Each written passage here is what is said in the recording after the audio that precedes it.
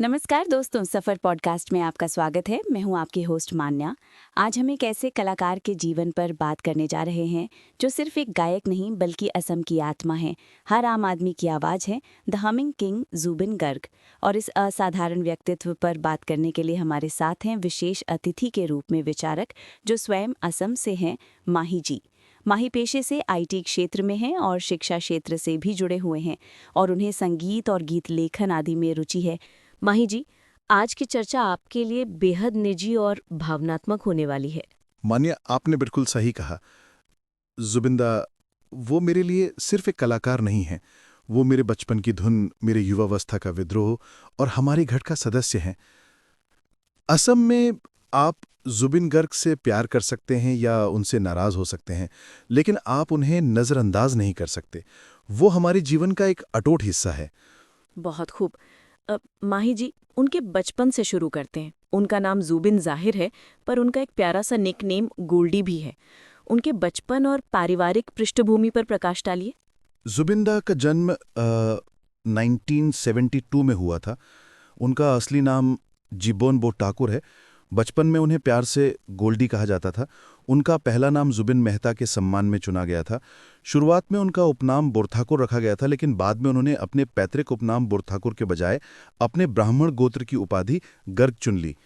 उनके पिता मोहिनी मोहन बोरठाकुर एक प्रसिद्ध साहित्यकार और नाटककार थे और उनकी मां इली बोरठाकुर गायिका थीं। यानी कला और साहित्य उन्हें विरासत में मिले थे। लेकिन उनके जीवन में सबसे बड़ा भावनात्मक मोड़ तब आया जब उन्होंने अपनी बहन जूंकी को खो दिया, जो खुद एक बेहतरीन गायिका थीं। जुबिंदा अक्सर कहते हैं कि उनकी बहन की यादें उनके संगीत में हमेशा जिंदा रहती हैं। ये बचपन की सादगी, परिवार से मिला प्यार और ये गहरा दर्द, सब मिलकर जुबिंदा की संगीत की सच्चाई बन गए। यानी उनका संगीत सिर्फ मेलोडी नहीं बल्कि जिंदगी के अनुभवों का निचोड़ है। जुबिंदा ने अपने करियर की शुरुआत 90s के दशक में असमिया संगीत से की।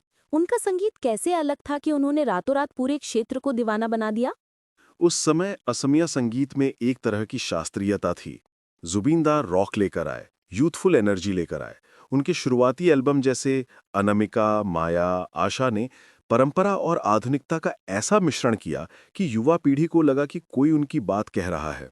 उनकी राष्ट्रीय पहचान और रिकॉर्ड ब्रेकिंग टैग्स क्या हैं? जुबीन खुद एक पुरस्कार हैं। कुछ लोग या कोई संगठन किसी पुरस्कार या सम्मान के लिए उनकी पहचान या व्यक्तित्व को मान्यता नहीं दे सकते। इसीलिए उन्होंने बॉलीवुड छोड़ दिया। ये उनकी विरासत का सबसे अच्छा उदाहरण है। फिर भी जानकारी के लिए उन्हें राष्ट्रीय फिल्म पुरस्कार, फिल्म गैंगस्टर के गाने या अली के लिए 2007 में सर्वश्रेष्ठ गायक का पुरस्कार, सर्वाधिक गीतों का रिकॉर्ड। उन्होंने 38 से ज्यादा भाषाओं में 38,000 से अधिक गाने रिकॉर्ड किए हैं। अब तो ये 40,000 से भी अधिक या 45,000 के आसपास होना चाहिए। ये उन्हें भारत के सबसे ज्यादा रिकॉर्डिंग करने वाले गायकों में से एक बनाता है, जो उनकी असाधारण उत्पादकता या कहें एक्स्ट्रा ऑर्डिनरी प्रोडक्टिविटी का प्रमाण है। दूसरों के विपरीत वो अपने गीत, धुनें, संगीत, मिक्सिंग और मास्टरिंग स्वयं करते हैं। 12 से अधिक वाद्य यंत्र स्वयं बजाते हैं। वो अपनी फिल्मों के लिए अभिनय, पटकथा लेखन, निर्माण और निर्देशन भी करते हैं। द हमिंग किंग टैग का महत्व, जैसे मैंने पहले कहा, उनकी आवाज की ऊंची रेंज और उनकी सिग्नेचर हमिंग या कहें गुनगुनाहट उनकी संगीत की पहचान है। ये हमिंग अक्सर गाने के दर्द या इंतजार को दर्शाती है, जो उनकी भावनात्मक गहराई को जाहिर करता है। यदि हम उसे टैग देना शुरू कर दें तो ये उचित नहीं है। संभवतः वो सभी टैग प्राप्त कर लेगा जिन्हें हम जानते हैं। आपने उनके लिरिक्स की बात की। उनके गीतों के बोल में ऐसी क्या बात होती है जो लोगों को इतनी अपनी लगती है? उनके गीत अक्सर सामाजिक विसंगतियों और अस्तित्व के सवालों से भरे होते हैं। वो आम लोगों की समझ के लिए सरल शब्दों में लिखते हैं, लेकिन शब्दों का संग्रह सीमाहीन है। वो निराशा के अंधेरे में भी उम्मीद की एक किरण ढूंढ लेते हैं। वो सामाजिक समस्याओं, युवाओं, प्रेम और प्रकृति के लिए गीत लिखते हैं।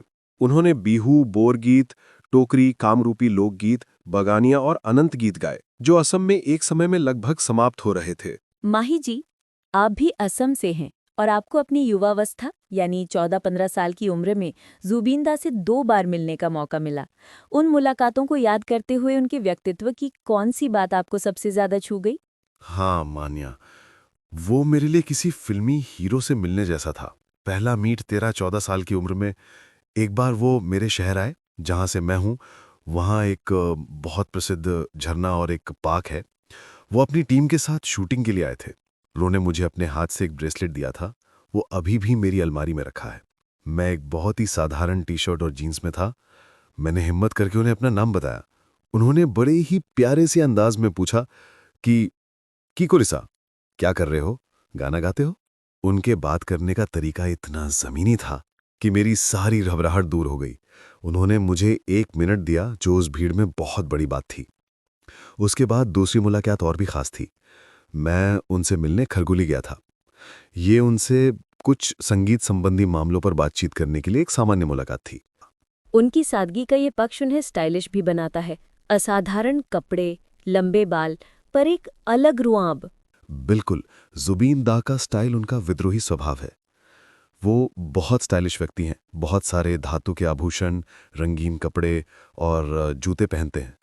वो पूरे असम को अपने घर के रूप में लेते हैं। जिस तरह से हम टी-शर्ट और शॉर्ट्स पहनते हैं, वो कहीं भी अपने घर की तरह इसे पहनकर बाहर जाते हैं। उनके चश्मे का संग्रह हर यूनिट यूनिक है, best then the other. Zubeen Garg एक कलाकार होने के साथ साथ एक मुखर विचारक, आउटस्पोकन आइडियोलॉग भी हैं। उनके वैचारिक प्रेम को समझिए। वे समाजवादी हैं और चे गुवेरा, चार्ली चैपलिन के प्रति उनका लगाव जग जाहिर है। जुबिन दा का समाजवाद सिर्फ राजनीतिक नारा नहीं है, ये उनका जीवन दर्शन है। चे गुवेरा वो जुबिन दा के लिए साम्राज्यवाद और अन्याय के खिलाफ क्रांति का प्रतीक हैं। जुबिन दा अक्सर अपनी टी-शर्ट्स पर चे की तस्वीर लगाकर ये संदेश देते हैं कि कलाकार का काम सिर्फ गाना नहीं बल्कि सामाजिक जागरूकता फैलाना भी है। चार्ली चैपलिन गरीबों की दर्द भरी हंसी का प्रतीक हैं। जुबिन दा भी अपने संगीत के माध्यम से आम आदमी के संघर्ष और उनकी भावनाओं को आवाज देते हैं। उनका ये वैचारिक पक्ष उन्हें राजनीतिक रूप से भी सक्रिय बनाता है। तरुण गोगोई के प्रति उनका स्नेह और भगवान शिव के प्रति उनकी आस्था, ये दो अलग अलग ध्रुव एक ही व्यक्ति में कैसे समाहित हैं? जुबीन किसी एक सांचे में फिट नहीं होते। तरुण गोगोई के साथ उनका संबंध व्यक्तिगत प्रेम और असम के विकास के विजन को लेकर था। जुबीन किसी भी राजनीतिक पार्टी या नेता का समर्थन नहीं करते थे, वे एक समाजवादी थे। गोगोई जी के निधन पर उनका शोक बहुत गहरा था। ये दर्शाता है कि वो भावनाओं को खुलकर जीते हैं। जुबीन ना तो किसी जातिवाद, धर्म, भगवान का समर्थन करता है, वो खुद को स्वतंत्र महसूस करता है। हालांकि वो भगवान शिव को पसंद करता है, उसके हाथ पर एक टैटू के रूप में देखा जा सकता है। और भगवान शिव, लॉर्ड शिव उनके लिए विद्रोह, कला और सादगी का सबसे बड़ा प्रतीक है।